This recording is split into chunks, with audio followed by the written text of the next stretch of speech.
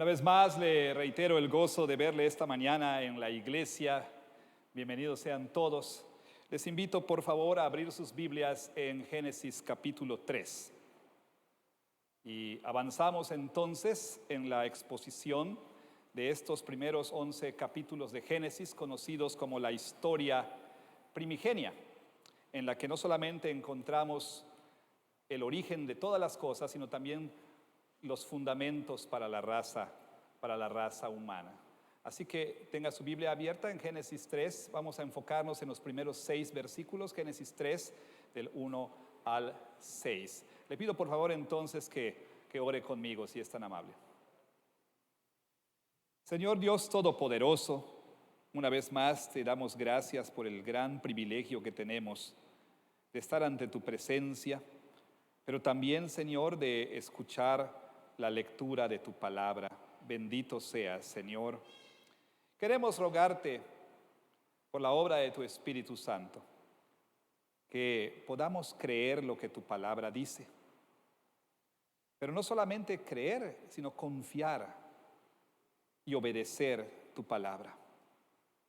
Te rogamos, Señor, que por obra de tu Espíritu continúes renovando nuestra mente, que tú continúes, Señor, obrando en nosotros para que podamos crecer en gracia y en conocimiento de tu palabra.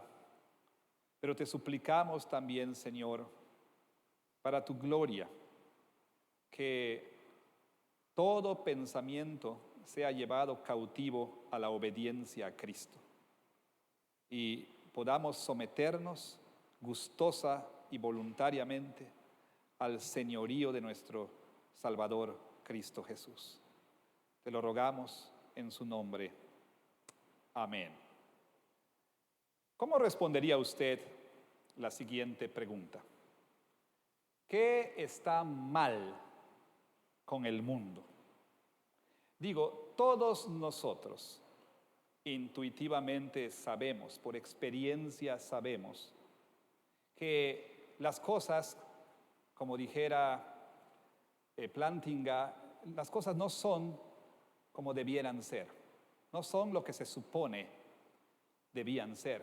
Todos nosotros lo sabemos, todos nosotros lo sentimos, todos nosotros percibimos que las cosas no son lo que debieran ser. Entonces le pregunto, ¿cómo respondería usted a la pregunta, ¿qué está mal con el mundo? Numerosas respuestas se han ofrecido, numerosas respuestas se ofrecen el día de hoy. Los políticos ofrecen respuestas, los académicos, intelectuales, filósofos ofrecen respuestas, los científicos ofrecen respuestas, los economistas ofrecen respuestas y, por supuesto, los ecologistas también tienen sus propias respuestas. ¿Cómo respondería usted a la pregunta? ¿Qué está mal con el mundo? Otra manera de hacer esta pregunta, o mejor dicho, una pregunta relacionada sería, ¿cuál es el origen de todos nuestros problemas?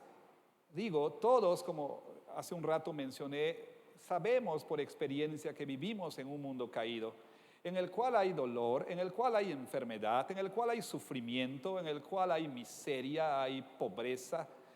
En un mundo en el que las cosas no funcionan como debieran funcionar.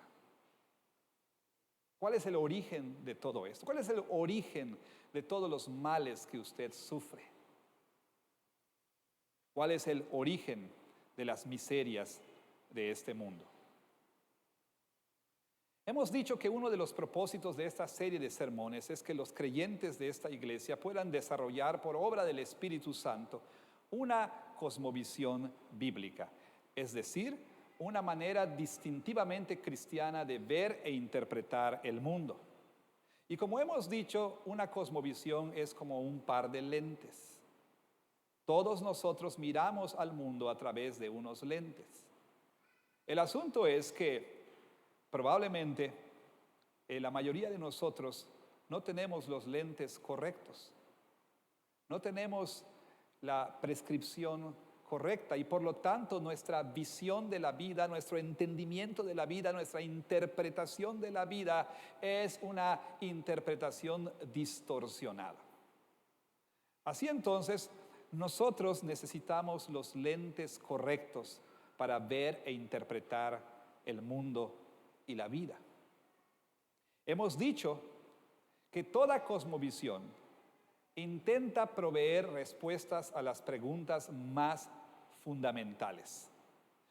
Y entre esas preguntas tenemos preguntas como: ¿cuál es el origen de todas las cosas? ¿De dónde vienen las cosas? ¿De dónde vinieron las cosas que nosotros vemos?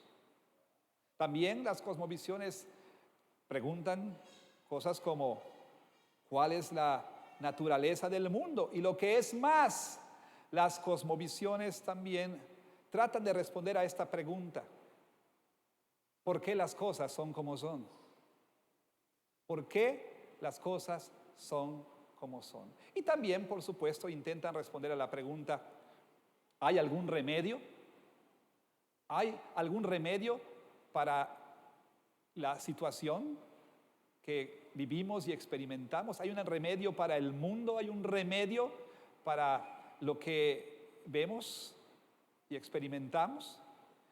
Y claro está, las cosmovisiones también intentan responder a la pregunta: ¿cómo serán las cosas últimamente? ¿Cómo llegaron a ser? ¿Cómo son? ¿Por qué son? ¿Cómo son? ¿Hay algún remedio? ¿Hay algún remedio para todo esto? Y si hay remedio, ¿cuál es el remedio? Y finalmente, ¿cómo serán las cosas? Entonces, la Biblia, siendo no una cosmovisión, sino la clase correcta de cosmovisión o la cosmovisión correcta, la Biblia responde y es la única que puede responder satisfactoriamente a esas preguntas. La Biblia, diría alguien, es una imagen de la realidad. Es una imagen de la realidad. ¿Por qué? La Biblia nos presenta un retrato fiel de las cosas, de cómo son las cosas. O sea, la Biblia nos provee una explicación correcta de todo lo que hemos dicho. Ahora, la Biblia entonces nos ha dicho en las primeras páginas de Génesis cómo las cosas llegaron a ser, ¿no es cierto? En los primeros 2 capítulos, la Biblia nos habla del origen de todas las cosas y nos dice que Dios es el creador de todo lo que existe, visible o invisible. Y nos dice cómo las cosas fueron creadas originalmente, ¿no es cierto? Nos dice que Dios hizo una buena creación. Dios declaró a su creación buena en gran manera. Cuando Dios hizo el mundo y cuando Dios creó al hombre, el hombre podía disfrutar de este concepto encerrado en la palabra hebrea shalom. Shalom usualmente se entiende como paz. Y esa es una traducción del término shalom, pero shalom en realidad habla de armonía, habla de florecimiento, habla de prosperidad. Es decir, cuando Dios hizo el mundo, Dios entonces, vamos a decirlo así, estableció este shalom. Las cosas eran perfectas, todo funcionaba perfectamente, las relaciones eran perfectas, la relación del hombre con Dios, la relación del hombre con otros seres humanos, en este caso con Eva, la relación también del hombre con el mundo a su alrededor y la relación del hombre consigo mismo, o sea, en el aspecto psicológico del ser humano, todo funcionaba armónica y perfectamente. Sin embargo, algo le ocurrió a esa buena creación de Dios. Estamos en Génesis, en lo que se conoce como el segundo Toledot o el segundo libro de las generaciones. 10 veces por lo menos en Génesis encontramos esta frase: estos son estas son las generaciones de, o estos son los descendientes de, o este es el libro de las generaciones de. El primer Toledot nos habló del origen de todo. Este segundo Toledot nos va a hablar de qué fue lo que le pasó a esa buena creación de Dios. Ahora bien, se ha comparado, por supuesto, la Biblia a una historia, y en un sentido las cosmovisiones a menudo se expresan como historias, ¿sí? Y estas historias pretenden explicarnos la realidad y demás. Y la Biblia es una historia que tiene 4 actos, un drama que se desarrolla a lo largo de sus páginas en 4 actos. ¿Cuáles son los actos? Primero, el acto número 1 es la creación. Nos dice cómo Dios creó el mundo y cómo Dios estableció este shalom y cómo Dios creó a los seres humanos como su criatura especial para gobernar sobre el mundo como reyes vasallos, como virreyes bajo la autoridad de Dios. Pero también nos dice la Biblia en el acto número 2 que algo terrible sucedió, que hubo un motín, hubo una rebelión en el reino que Dios había establecido en el primer acto de la creación. Este motín fue instigado por una serpiente. Y entonces hubo una rebelión que trajo consecuencias severas a este mundo. El acto número 2 nos dice que el pecado vino a vandalizar el mundo. Y entonces el acto número 3 nos habla de lo que Dios está haciendo para restaurar su creación a través de la obra de Cristo y del Espíritu Santo. Y el acto final del drama nos dice cómo las cosas serán cuando Cristo Jesús venga a restaurar plenamente su creación. Ahora, en este acto 2, como dije, la Biblia responde a la pregunta: ¿qué está mal con el mundo? Y la Biblia no nos dice que lo que está mal con el mundo es que gobierna tal o cual partido. La Biblia no nos dice que el problema es el sobrecalentamiento global. La Biblia no nos dice que es la disparidad económica que hay en el mundo. La Biblia no nos dice que el problema es la falta de educación. La Biblia no nos dice es que no hay tecnología disponible para todos. No, la Biblia nos dice que lo que está mal con el mundo es el pecado. ¿Y saben qué? Como decía G.K. Chesterton decía que quizá de todas las doctrinas cristianas, de la doctrina que tenemos más evidencia empírica, es decir, observable y comprobable, porque la experimentamos, la doctrina que podemos comprobar empíricamente es la doctrina del pecado. No necesita usted ser un teólogo, un estudioso, un académico para darse cuenta de la realidad del pecado. Tan sencillo como convivir con otros seres humanos, tan sencillo como leer las noticias, como escuchar las noticias, como ver las noticias. Tenemos suficiente evidencia de la realidad del pecado. ¿Qué es lo que hizo el pecado a la buena creación de Dios? El pecado vino a vandalizar el shalom de la creación original. Vino a vandalizar, a corromper, a pervertir todo. Sin embargo, algo que la Biblia deja bien en claro es que el pecado no es parte intrínseca de la creación. El pecado no es parte de la naturaleza de la creación. El pecado es como un parásito que se introdujo al mundo. ¿Y cómo se introdujo el pecado al mundo? En la historia bíblica leemos que el pecado entró al mundo por la desobediencia de nuestros primeros padres o de los primeros seres humanos cuando fueron tentados por la serpiente. Y entonces el pecado trajo la muerte al mundo, trajo miseria al mundo, trajo corrupción al mundo. Así entonces, Génesis 3 nos habla de la entrada del pecado al mundo, pero también nos provee un entendimiento de la naturaleza de la tentación y, por supuesto, también nos permite ver algo de la naturaleza del pecado. ¿Qué es el pecado? ¿Qué es este pecado que ha ocasionado todo lo que nosotros experimentamos el día de hoy? Me refiero a las consecuencias, a la miseria que el pecado trajo. ¿Cómo debemos entender el pecado?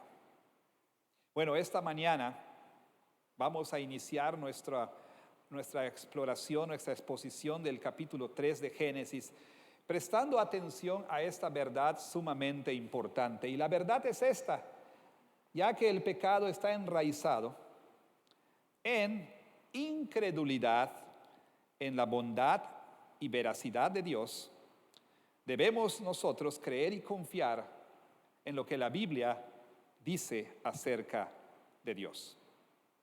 Ya que el pecado está enraizado en incredulidad en la bondad y veracidad de Dios, debemos creer y confiar en lo que la Biblia dice acerca de nuestro Dios.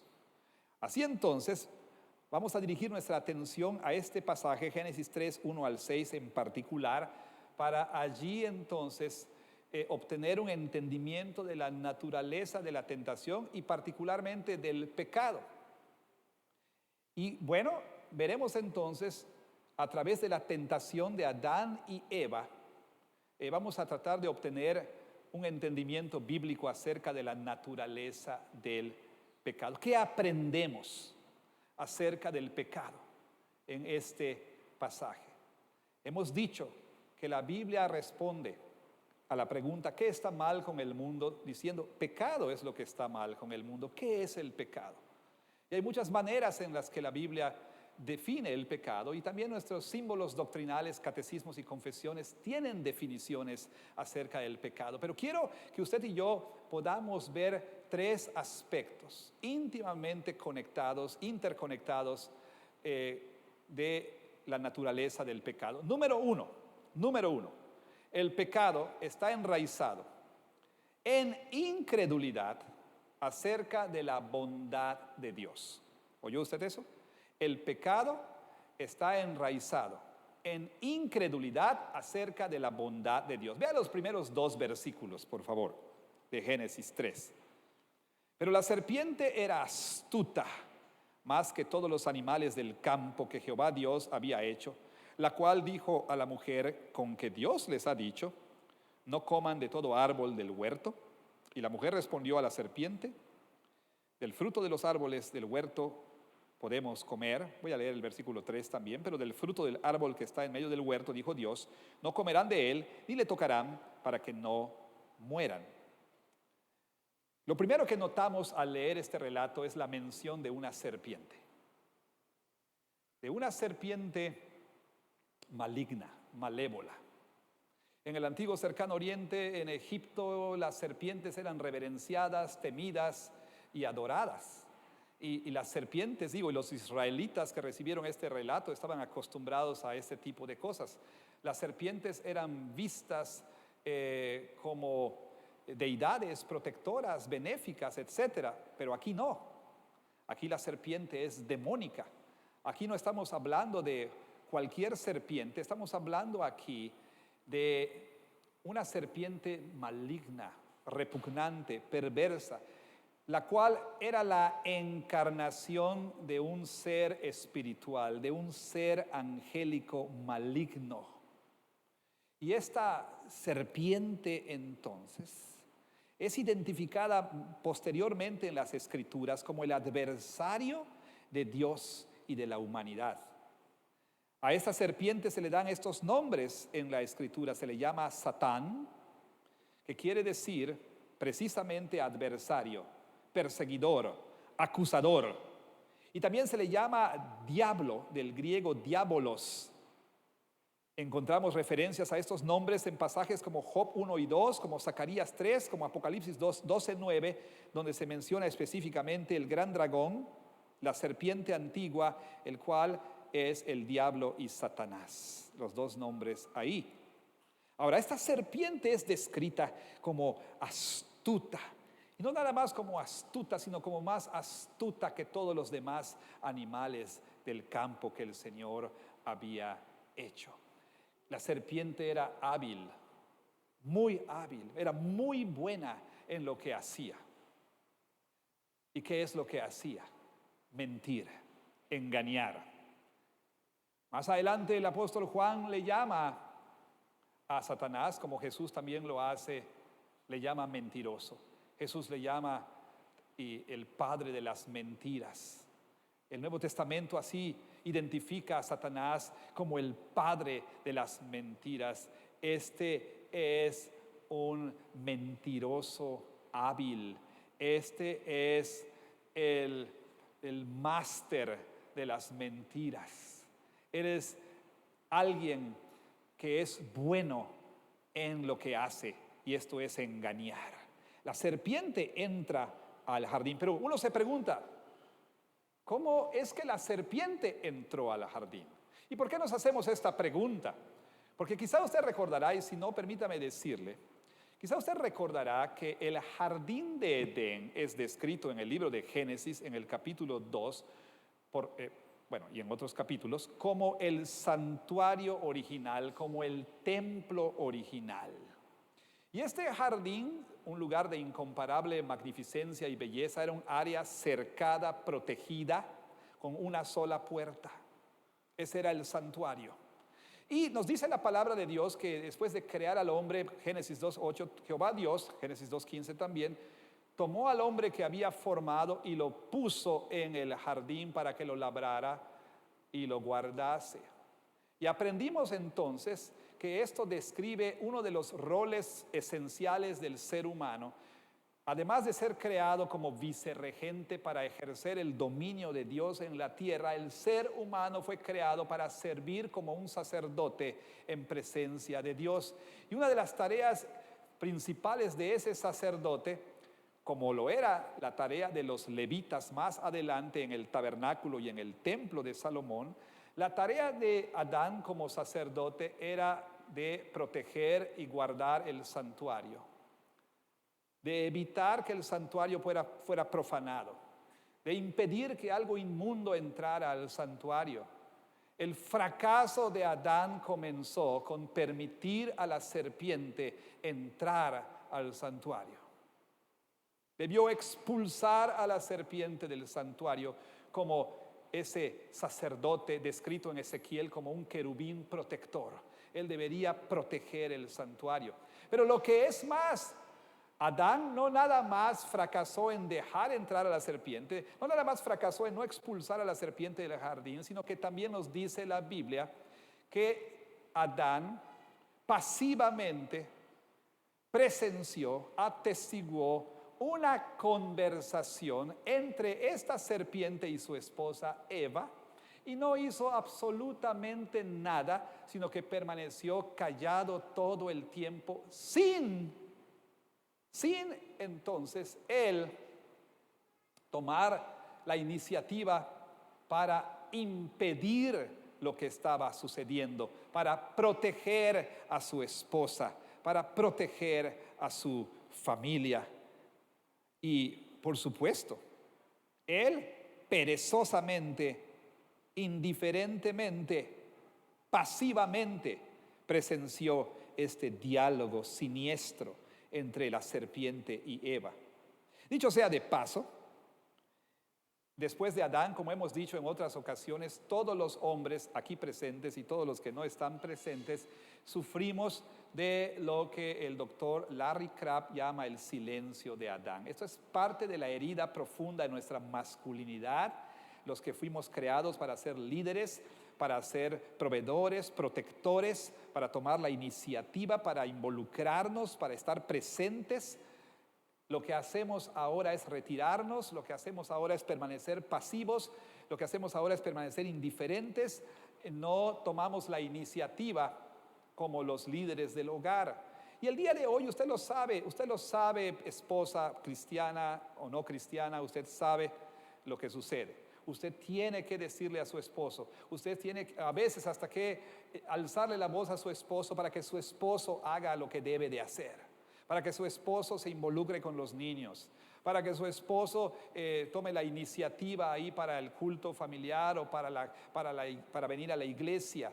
Todos los hombres sufrimos de esto, todos los hombres hemos sido heridos así, pero dicho sea de paso, en Cristo esa herida y todas las demás del pecado en nuestra masculinidad pueden ser restauradas. Regreso entonces a la narrativa de la tentación. Bueno, déjeme mencionar algo. No solamente los esposos, los padres también. El esposo sí, puede presenciar, entre comillas, la conversación entre Satanás y su mujer y no hacer nada. ¿A qué conversación me refiero? A la conversación en las redes sociales o en la novela o en algo que es impropio o no adecuado. Y el esposo puede ver que Satanás está ahí susurrando sus mentiras y no interviene y no dice nada. Los padres permanecemos pasivos. Vemos a nuestros hijos en conversación con Satanás. No estoy diciendo que están jugando Ouija, lo que estoy diciendo es que están en las redes sociales ahí, o están en la televisión, o están viendo videos, o están teniendo alguna relación que no deben tener, y los padres permanecemos pasivos, no intervenimos, no hacemos nada.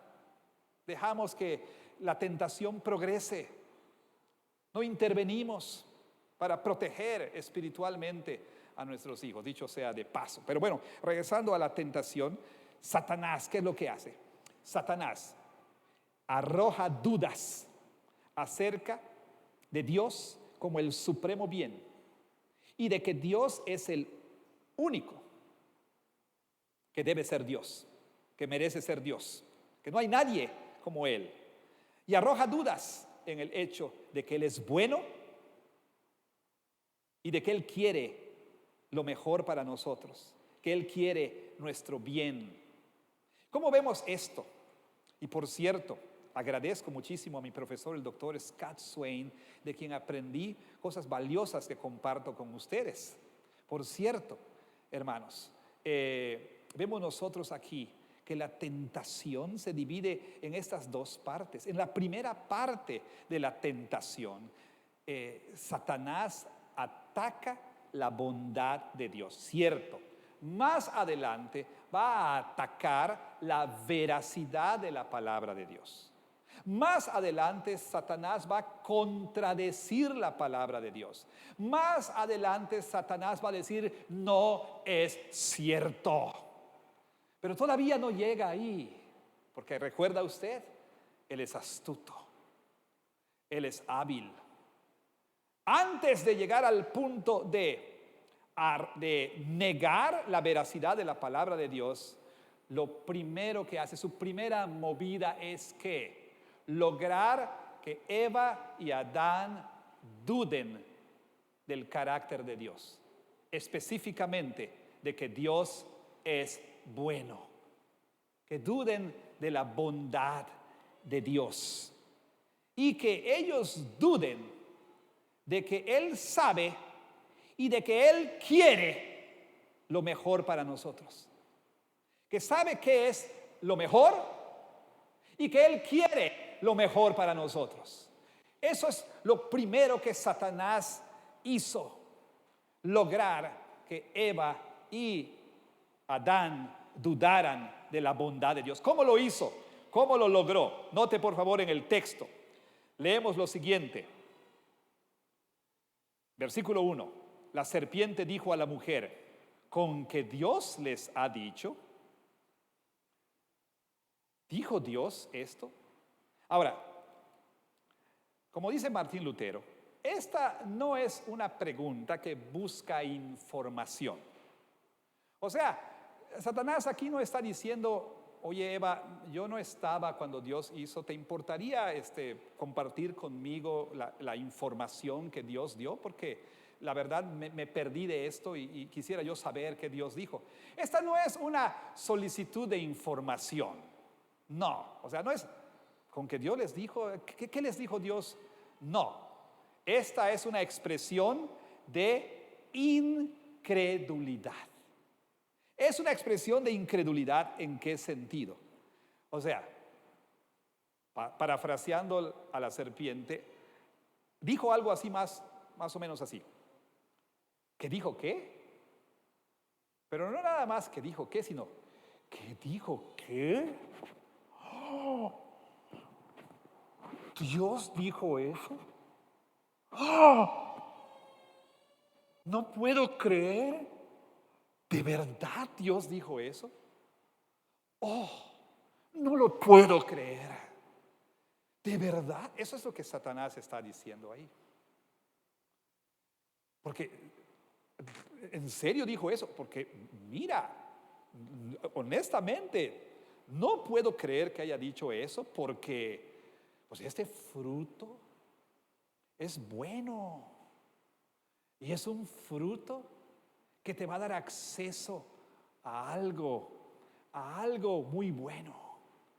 No puedo creer que Dios haya dicho que no puedes comer de eso. Cariño, siento mucho ser yo el que te diga esto.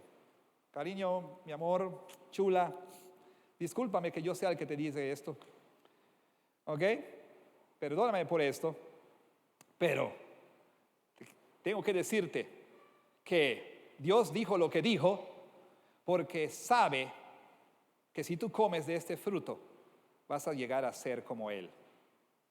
Siento mucho que yo tenga que decirte esto, pero Dios te lo dijo porque Él sabe que vas a llegar a ser como Él y bueno, Él no quiere eso para ti. Lo siento, me da mucha pena decirlo, pero lo siento. Este es un desafío. Este es un desafío a la bondad de Dios, al carácter bueno de Dios en dos partes. Uno, que solamente Dios es el bien supremo y que solamente Dios es digno de ser Dios y digno de ser adorado. Lo hemos dicho una y otra vez, la verdad más fundamental del universo es esta: solo hay un Dios y tú no eres Él. Solo hay un Dios y tú no eres Él. Pero también esto es un ataque al hecho de que Dios solamente quiere lo que es bueno para nosotros. ¿Quiere Dios lo que es bueno para nosotros? Sí, todo el tiempo. Lo que Dios quiere para nosotros es lo que es bueno. Nunca nuestro Dios va a querer algo malo para nosotros, pero Satanás está arrojando una sombra de duda al respecto. Satanás está diciendo, no estoy tan seguro de eso. Si Dios fuera bueno, no te negaría acceso a lo que este fruto puede darte. Y entonces, ¿qué sucede, hermanos, cuando negamos la bondad de Dios? ¿Qué sucede? Bueno, aquí tenemos la primera conversación registrada, como dice Bonhoeffer, la primera conversación de que tenemos registro acerca de Dios. Satanás es un teólogo. Es un teólogo. Pero es un teólogo que odia a Dios. Y entonces Satanás introduce una nueva teología. Introduce una nueva idea de Dios. ¿Y cuál es esta idea?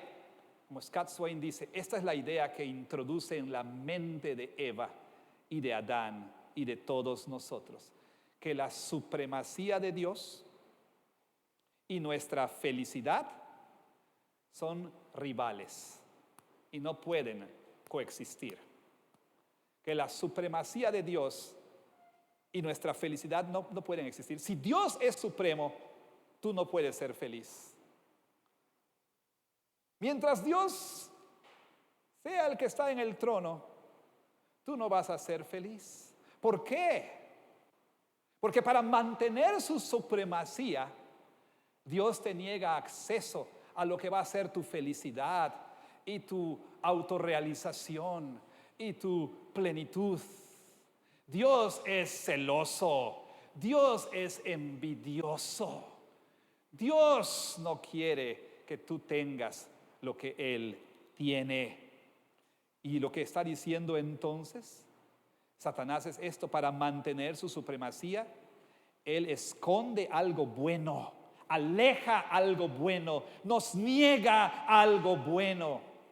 Así que, Eva, Él no va a cuidar de ti.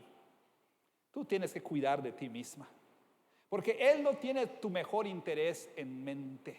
Él solamente está preocupado por sus propios intereses. Así que, Eva, tienes que tomar el asunto en tus propias manos. Esto es lo que tienes que hacer.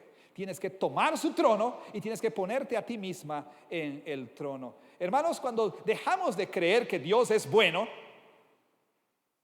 y cuando dejamos de creer que solamente Dios es Dios y que Él es digno y solamente Él de adoración, entonces, ¿qué sucede? Entonces es o Él o nosotros. O Él o nosotros.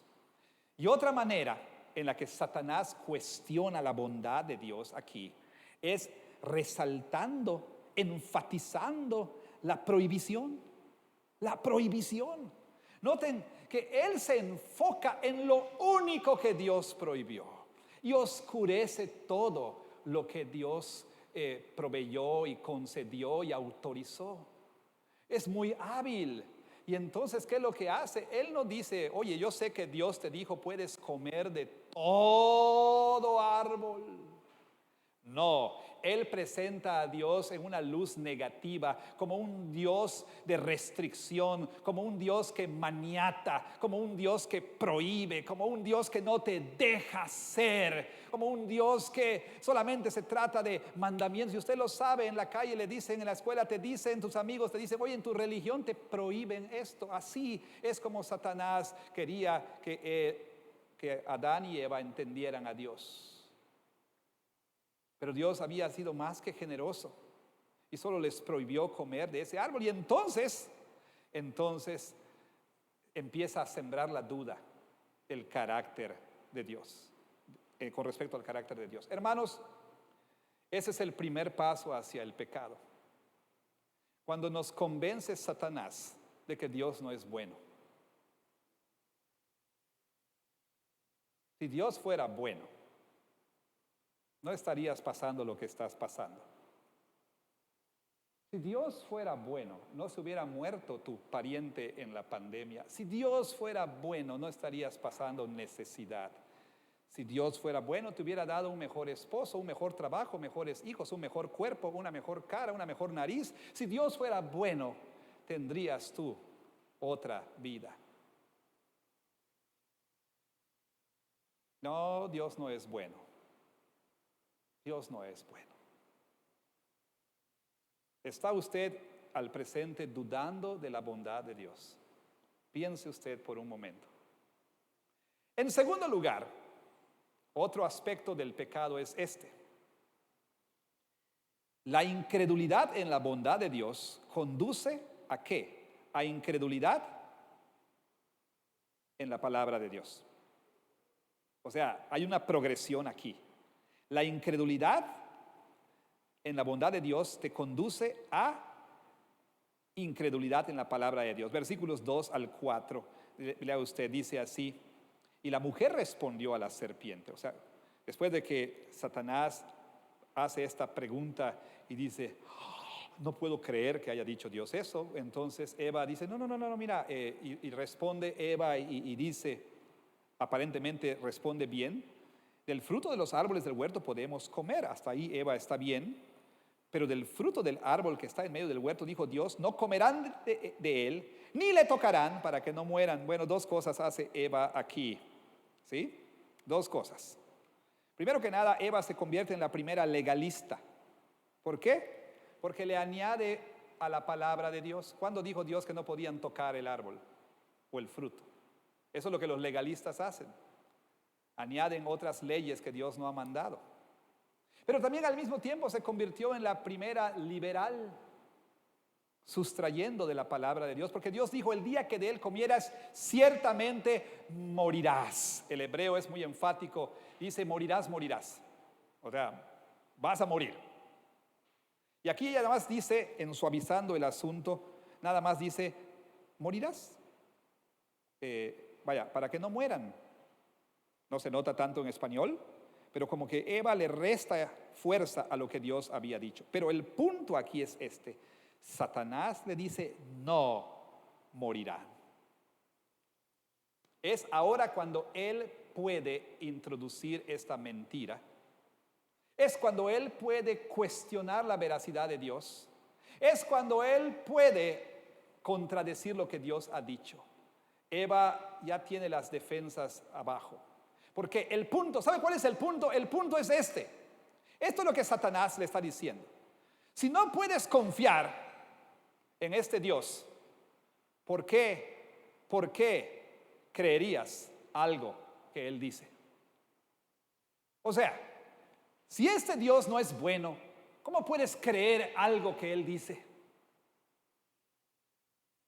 Si este Dios no es bueno, ¿cómo puedes confiar en lo que Él dice? ¿Ve usted la conexión? ¿Ve usted la progresión?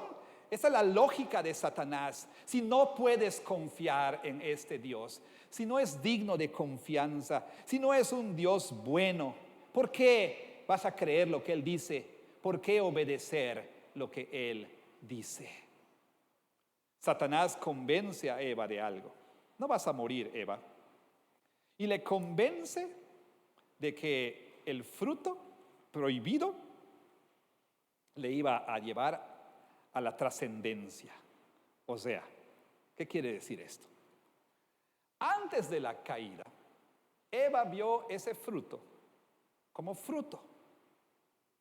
Pero ahora empieza a ver este fruto como un camino a la trascendencia. Es decir, empieza a ver este fruto, ya no nada más como bueno para comer, empieza a ver este fruto como un sendero a la autorrealización, a la plenitud, a la felicidad.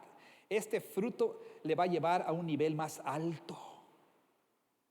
Y esto nos habla de la irracionalidad del pecado. El pecado es irracional. ¿Por qué?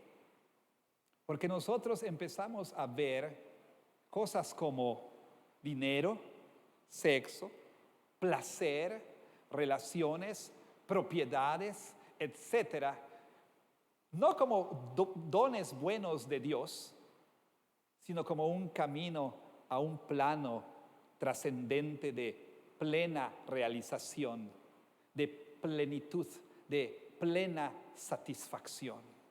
Y entonces empezamos a idolatrar el sexo, el dinero, el placer, las posesiones.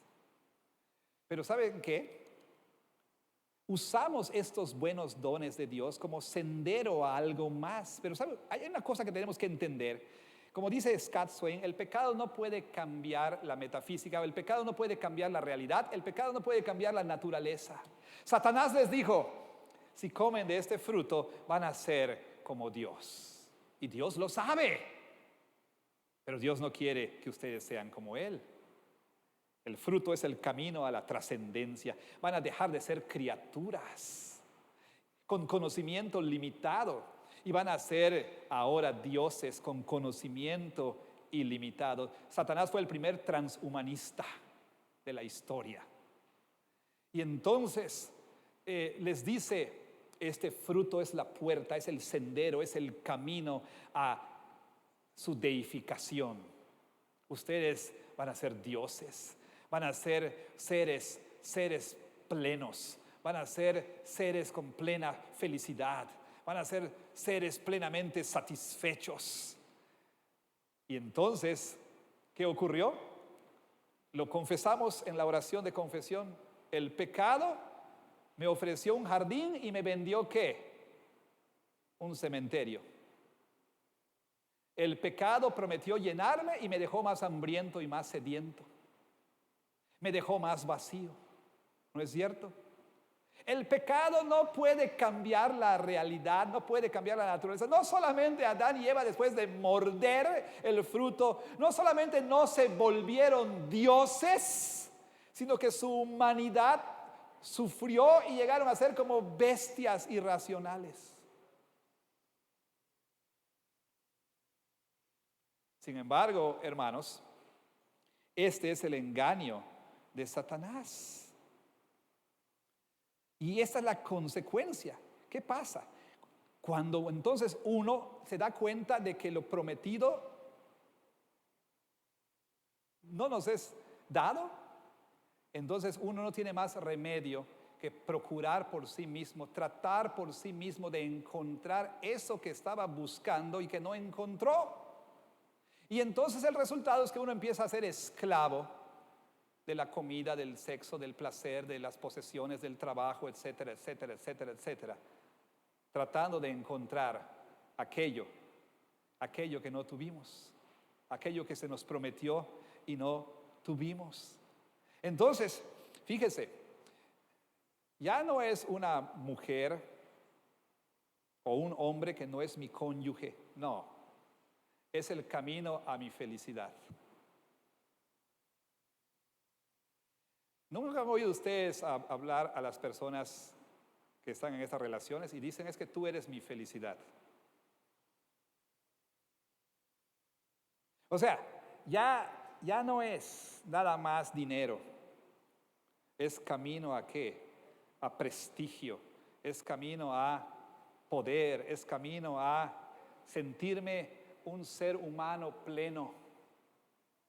Ya no es lo que usted quiera, es un camino a la trascendencia. Y lo peor de todo es que Satanás miente. La Biblia nos dice que el pecado nos va a llevar a la destrucción. Ultimadamente dice, los que adoran ídolos llegarán a ser como ellos. Adán y Eva se postraron ante la serpiente. ¿No se da usted cuenta, y me adelanto un poquito, que en la mayoría de las religiones paganas la gente representa a sus dioses como animales y adora a animales?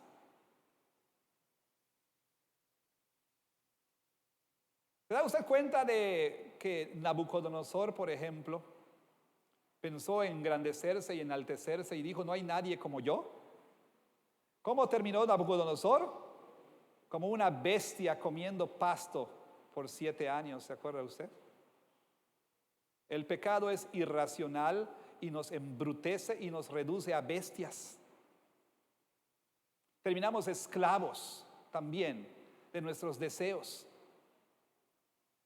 Y terminamos nosotros adorando nuestros deseos y sirviendo a nuestros deseos en búsqueda de eso que se nos prometió. Satanás miente y te dice, no morirás. No morirás. Dios sabe que esa mujer es el camino a tu felicidad. Dios sabe que ese hombre es el camino a tu felicidad. Dios sabe que ese negocio es el camino a tu felicidad. Dios sabe que ese novio es el camino a tu felicidad, pero Dios no es bueno. No vas a morir. Dios además te dice eso para que no tenga competencia. No vas a morir. No vas a morir.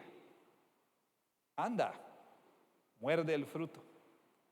Hermanos, entonces, el pecado es la cosa más miserable para un ser humano. ¿Por qué? Dice Swain, porque el pecado es una posibilidad imposible.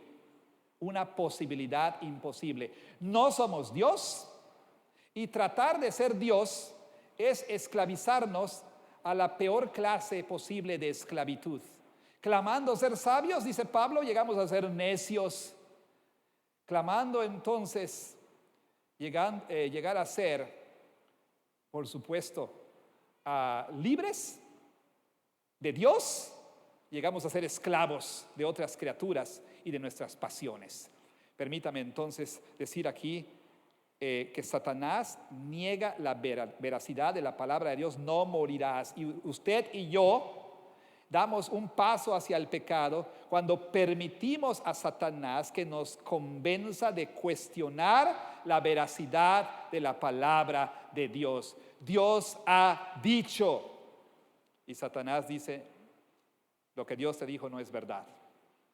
Pero como ya estamos dudando de que Dios es bueno, pues no podemos confiar que está diciendo la verdad. Y esto nos lleva al último punto aquí, de manera más breve, y me refiero a lo siguiente. La incredulidad en la bondad de Dios y en la veracidad de su palabra nos conducen ¿a qué? A reclamar autonomía e independencia de Dios. Nos conducen a reclamar autonomía e independencia de Dios. Vean ustedes versículo 5 y versículo 6, dice, después de que dice no morirán, esa es una mentira, sino que sabe Dios que el día que coman de él serán abiertos sus ojos y serán como Dios sabiendo el bien y el mal. Y vio la mujer que el árbol era bueno para comer y que era agradable a los ojos y árbol codiciable para alcanzar la sabiduría, y tomó de su fruto y comió y dio también a su marido, el cual comió así como ella comió. ¿Qué está sucediendo aquí? Satanás finalmente les dice, tú puedes decidir por ti misma, Eva. Tú puedes decidir por ti misma qué es bueno y qué es malo. No tienes tú por qué aceptar las definiciones de Dios de lo que es bueno y de lo que es malo. Tú puedes hacer esto por ti misma. Sé como Dios. ¿Por qué? ¿Por qué vivir como sierva cuando puedes ser señora? ¿Por qué ser virrey cuando puedes ser el rey? ¿Por qué ser una criatura cuando puedes ser Dios? ¿Por qué ser alguien que depende de Dios cuando puede ser autónomo e independiente?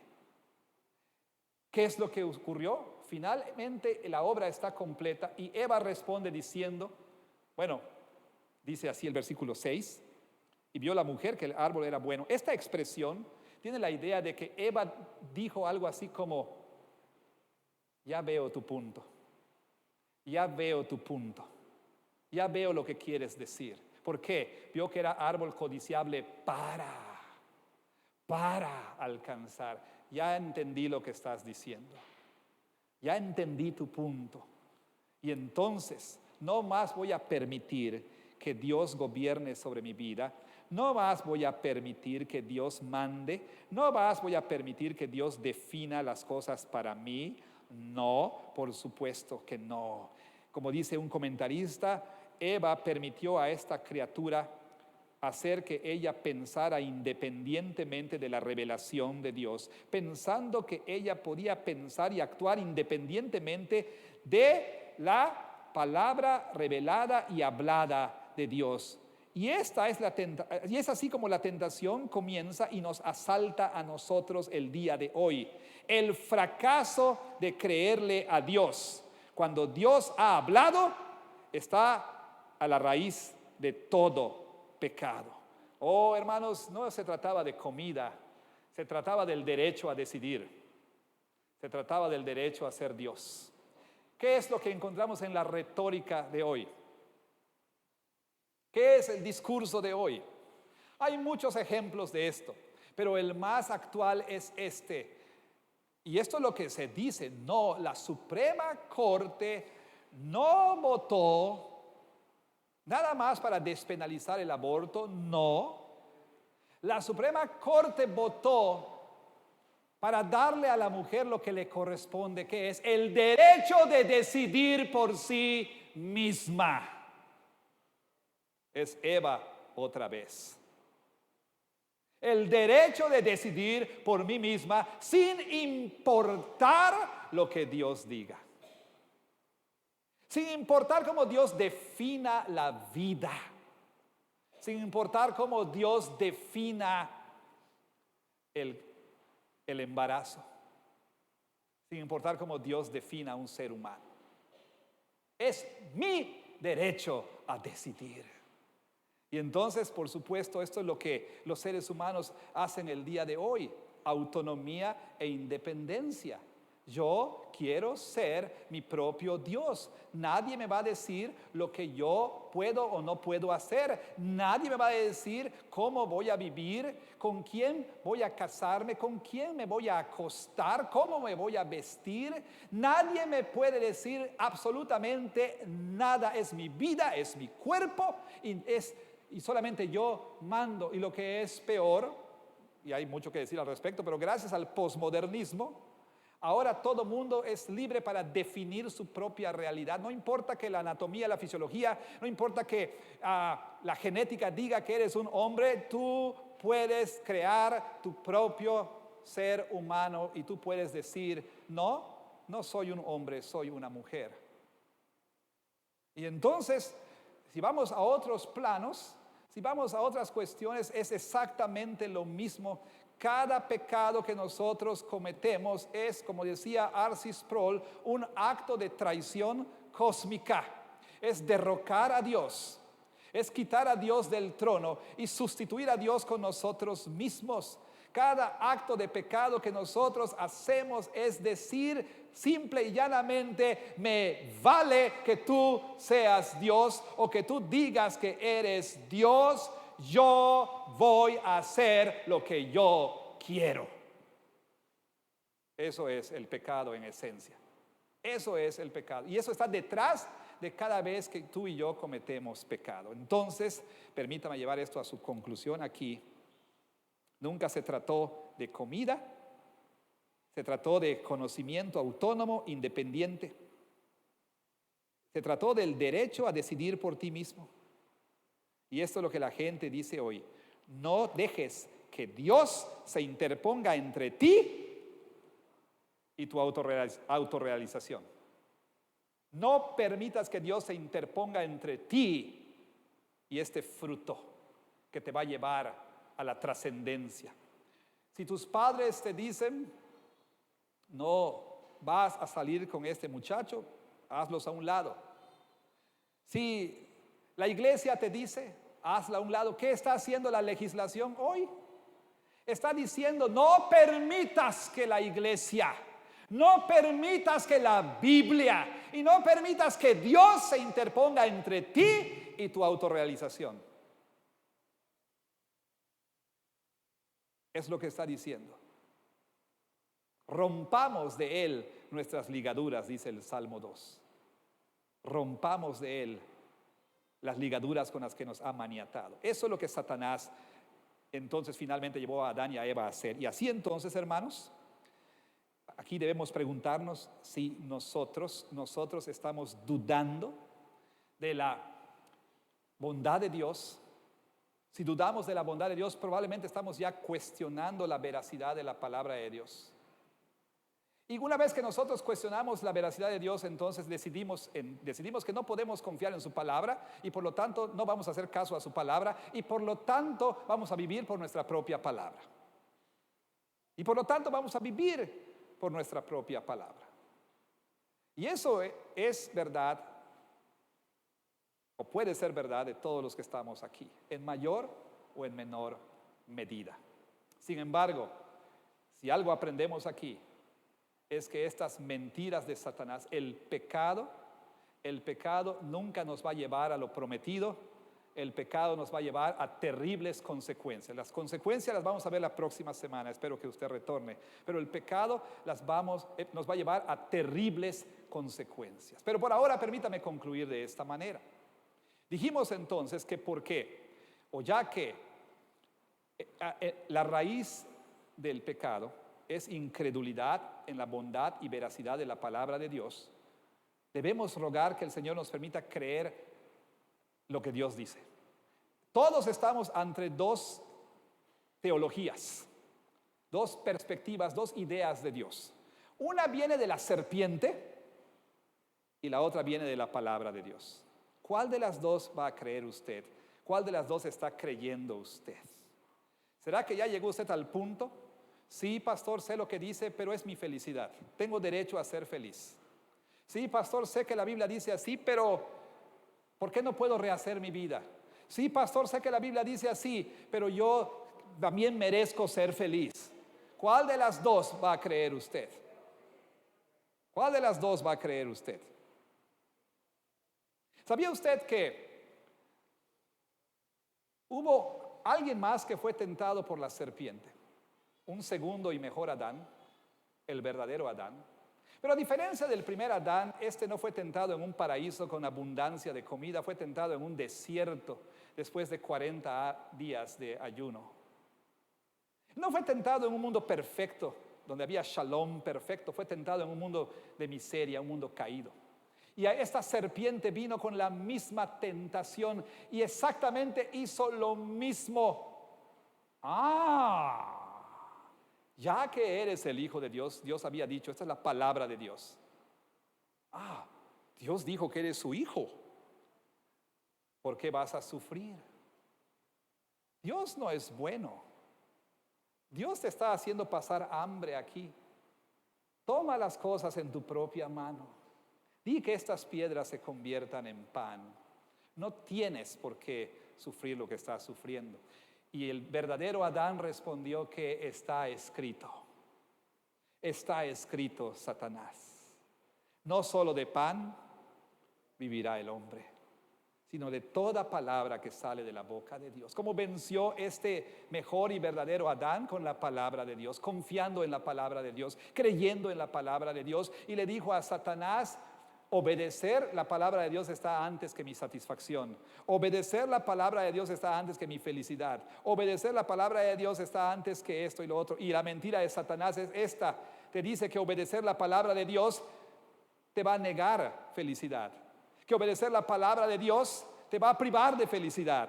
O tienes que escoger: obedeces a Dios o eres feliz. Obedeces a Dios o eres feliz. ¿Qué quieres? Esa es la mentira de Satanás. Pero Jesús venció y diciendo: escrito está,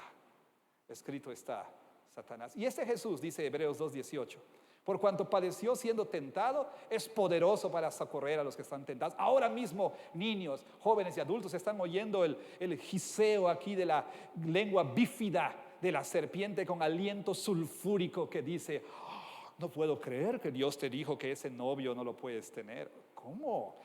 "Oh, no puedo creer que ese hombre no te... oh, no puedo creer". Ahí estás escuchando eso. Escucha, Jesús es poderoso para salvarte. Él padeció siendo tentado y es poderoso para salvarte. Se compadece de ti, se compadece de tu debilidad. Pero Él fue tentado en todo según tu semejanza, pero sin pecado. Y por cuanto padeció siendo tentado, es poderoso para salvar a los que están siendo tentados. Ven a Cristo ahora, antes de que progrese la conversación. Ven a Cristo para que por su Espíritu te permita rechazar la mentira del diablo y creer su palabra.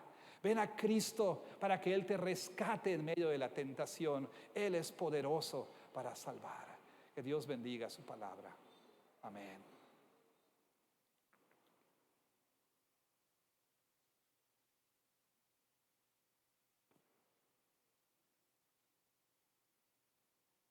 Algunos se preguntan por qué los cristianos vienen a esta mesa a comer un